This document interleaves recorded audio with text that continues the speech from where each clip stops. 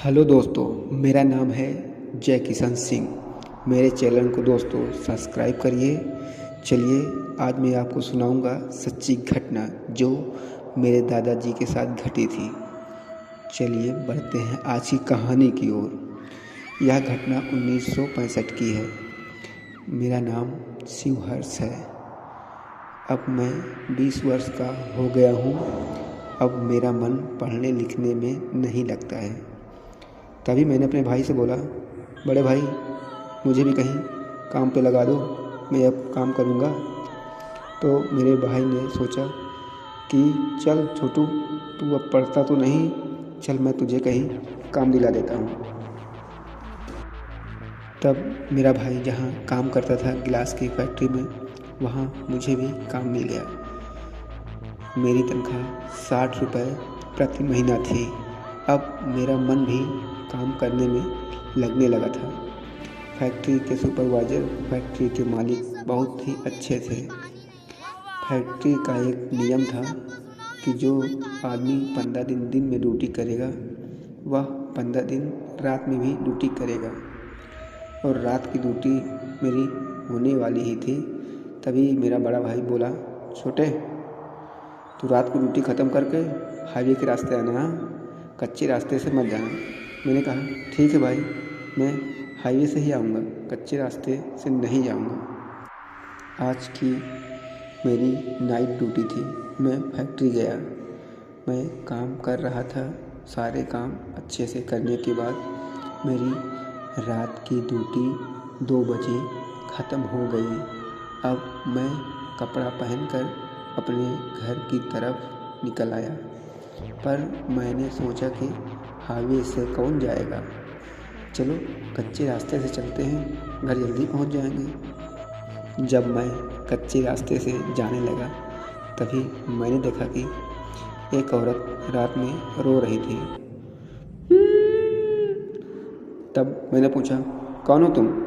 इतनी रात में क्या कर रही हो अकेली सुनसान जगह पर?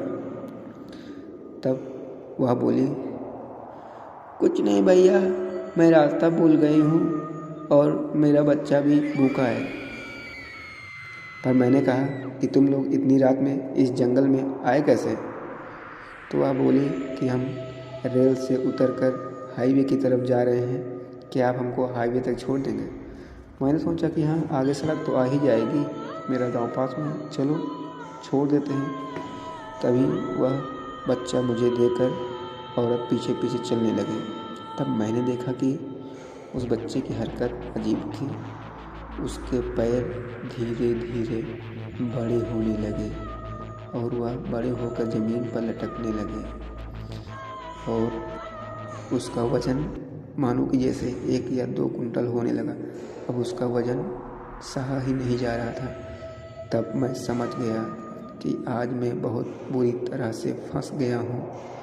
और तभी पीछे से आवाज़ आई, बेटा आज मैं तुझे खूब सारा खाना दूँगी और ताज़ा ताज़ा खून भी पिलाऊँगी। यह सुनते ही जैसे मेरी सांस ही थम गई, मेरी शरीर ठंडी पड़ने लगी।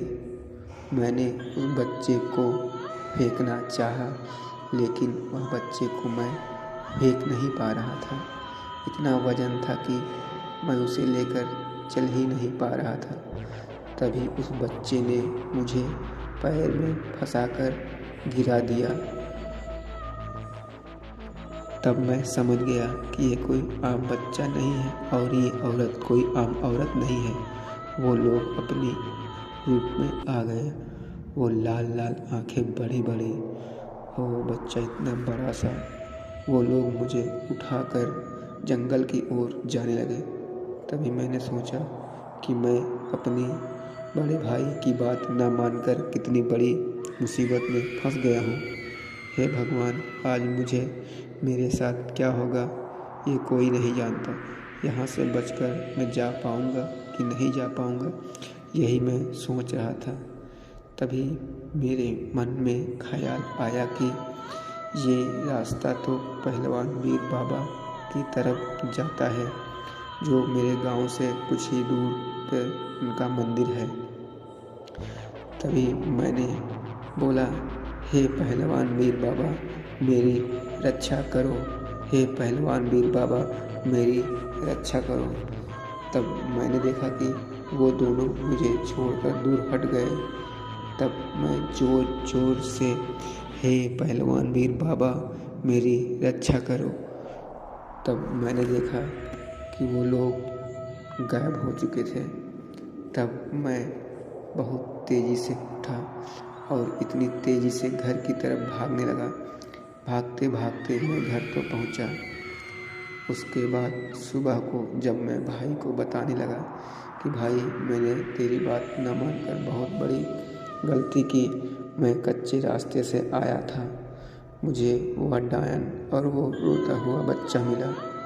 तभी मेरे बड़े भाई ने बताया कि कुछ समय की बात है, तो वो डायन नहीं थी, वो आम महिला थी जो रेल से उतरकर अपने बच्चे को लेकर हाईवे की तरफ जा रही थी, लेकिन वह रास्ता भटकने के कारण जंगल में चली गई और दोनों भूखे मर गए।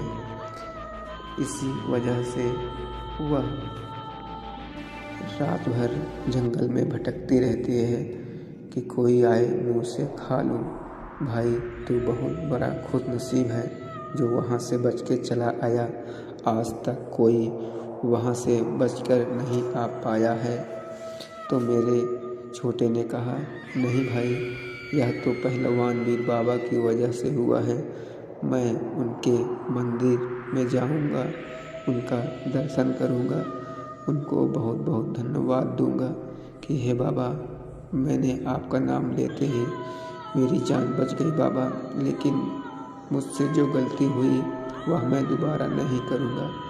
वो गांव का कच्चा रास्ता मैं रात में कभी नहीं आऊँगा और मैं सबको, गांव वालों को भी बता दूंगा कि उस रास्ते से जाने से जान का खतरा है।